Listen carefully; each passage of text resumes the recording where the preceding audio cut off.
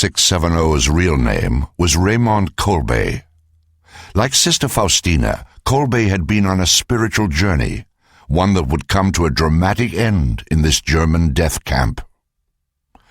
This journey that brought him to Auschwitz for his brief but inconceivable encounter with Francis Gajowniczek began when Kolbe was just 10 years old.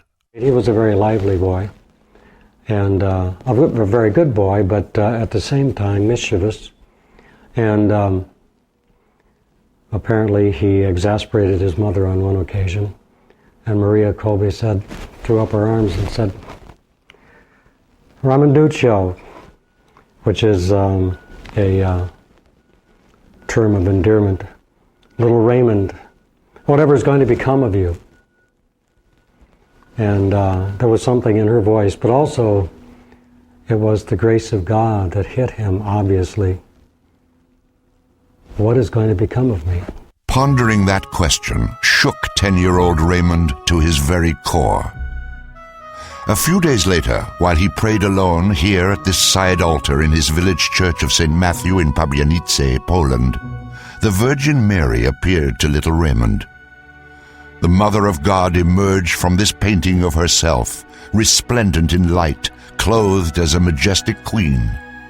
In her hands, which she extended to Raymond, she held 2 crowns. She offered him a white crown of purity and a red crown of martyrdom, and she said to him, "Which of these crowns do you want for the rest of your life? The white crown of purity or the red crown of martyrdom?" With all the gusto and enthusiasm of a 10-year-old, he says, "Give me them both." That apparition of the Virgin Mary would not only be the defining moment that determined the course of Raymond Kolbe's life, but it also contained a prophecy indicating an unnatural and cruel death. 6 years later, inspired by the preaching of 2 Franciscan missionaries, 16-year-old Raymond entered the conventual Franciscan order. There he received his habit, took the religious name Maximilian, and started a life befitting the prophecy of the white crown of purity. Beginning in 1912, the highly intelligent Kolbe began studying for the priesthood in Rome, eventually earning doctorate degrees in both philosophy and theology. Because of the enormous impact of the Virgin Mary's appearance to Kolbe as a child, Maximilian's devotion to the Mother of Christ became central to his spirituality. He was convinced that the shortest, surest way to conversion and personal sanctification was consecrating oneself to God through Mary. It was in Rome in 1917, while still a seminarian, that Kolbe was inspired to form a religious movement, a spiritual army of Catholics consecrated to the Mother of God, under her title of the Immaculate Conception. He called this movement the Militia Immaculatae, or MI. It would devote itself to worldwide evangelization by dedicating itself to Christ through Mary. In 1919, the newly ordained Father Maximilian left Rome and returned to Poland. While teaching in Krakow, Kolbe immediately began forming small MI prayer groups consisting of dedicated lay people. By 1922, anxious to accomplish still more for the Immaculata, the 28-year-old priest looked for a more effective way to flood Poland with Christ's gospel. He soon discovered that opportunity by publishing a religious magazine. His weekly publication, The Night of the Immaculata, quickly became so popular that by 1927, Father Maximilian built an evangelization center near Warsaw called Niepokalanów, or City of the Immaculata. Here, Kolbe organized a growing number of Franciscan priests and brothers to write and publish the newspaper. Lubił przytaczać He liked to quote a Latin proverb, Festina lente, hurry up slowly. He would say, "My beloved brothers, souls are waiting for the fruit of our labors. We priests talk to thousands, but the things you print will be read by millions." Kolbe's words were prophetic.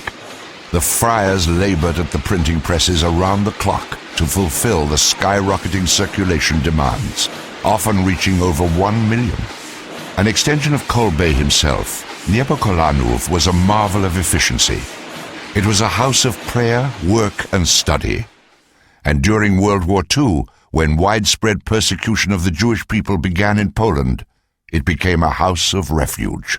Despite poor health caused by tuberculosis and only partial use of one lung, Father Kolbe never lost the intensity of his determination to evangelize, using the latest technology of his time.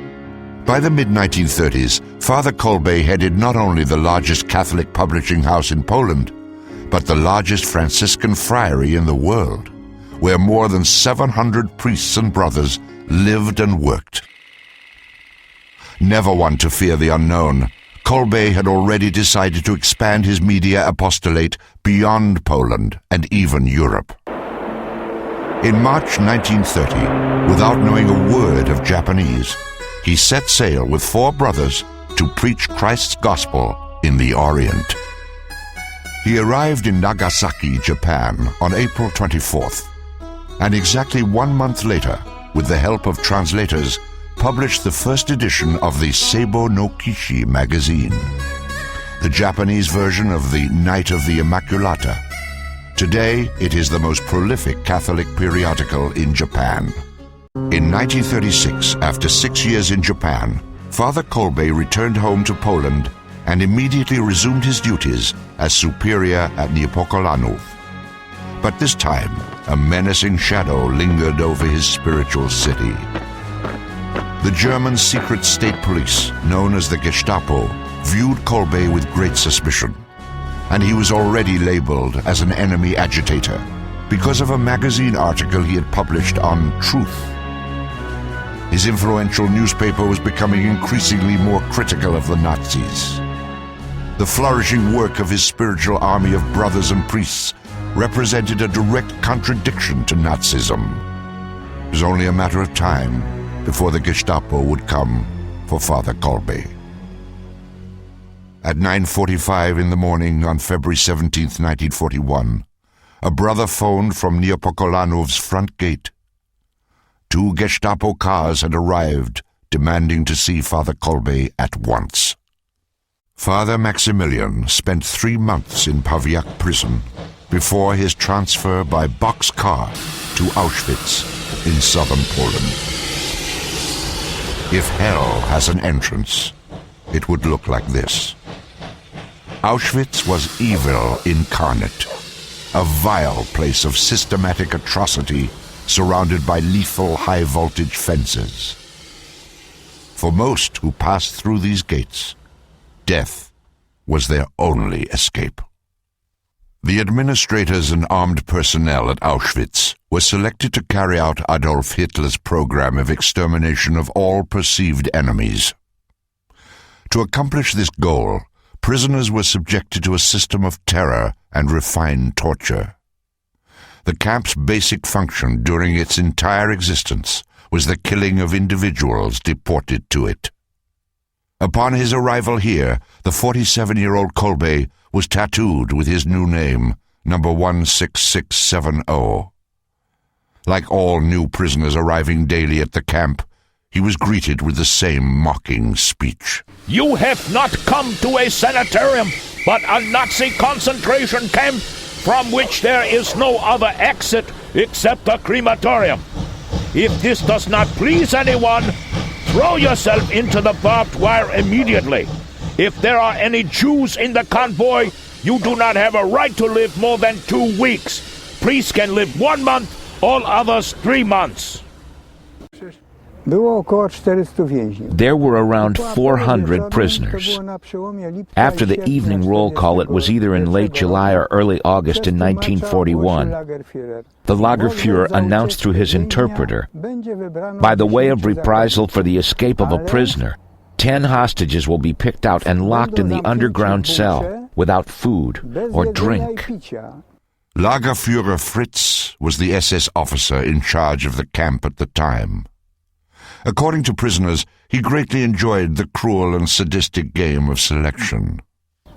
The selection was a horrifying experience. The Lagerführer himself walked between the lines of prisoners, standing at attention. He'd look one in the eye and wave his hand. Step forward. Everyone was afraid it would be him. We hoped they'd pick only the ailing prisoners, the weak.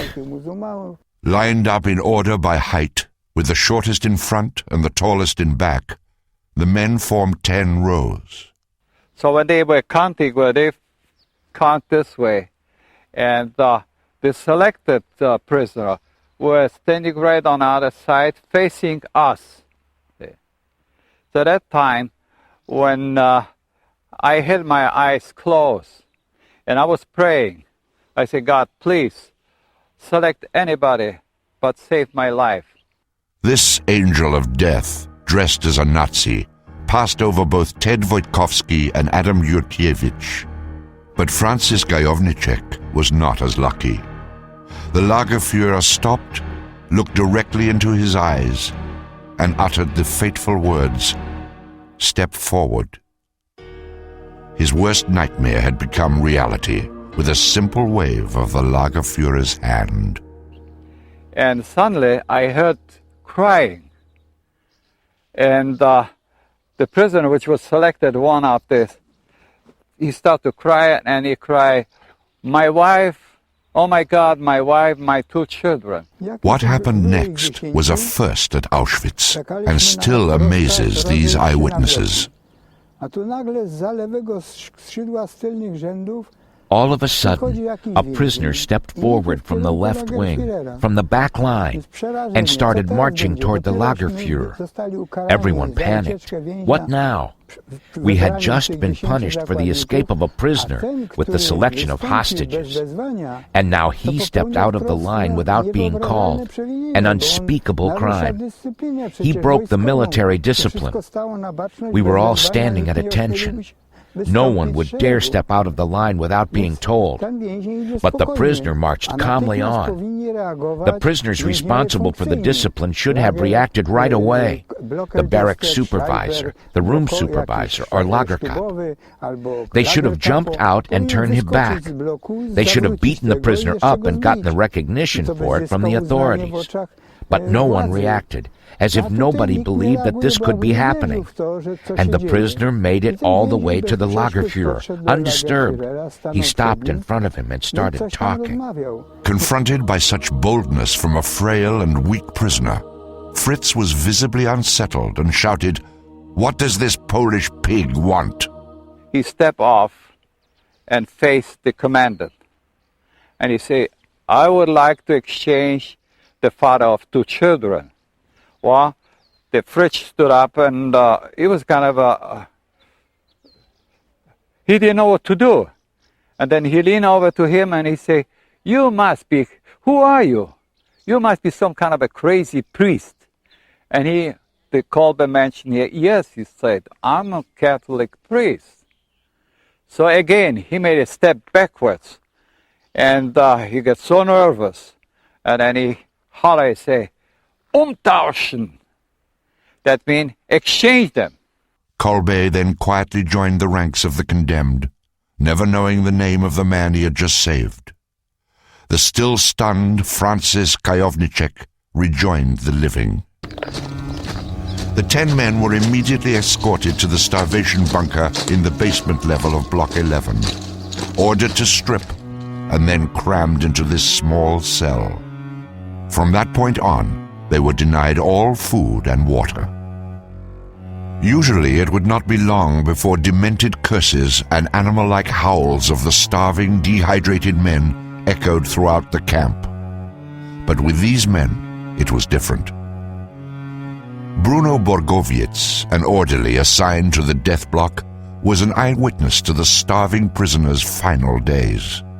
From the cells of the condemned men, every day there were heard prayers in a loud voice, the rosary, and the religious hymns in which even the prisoners of the other cells joined.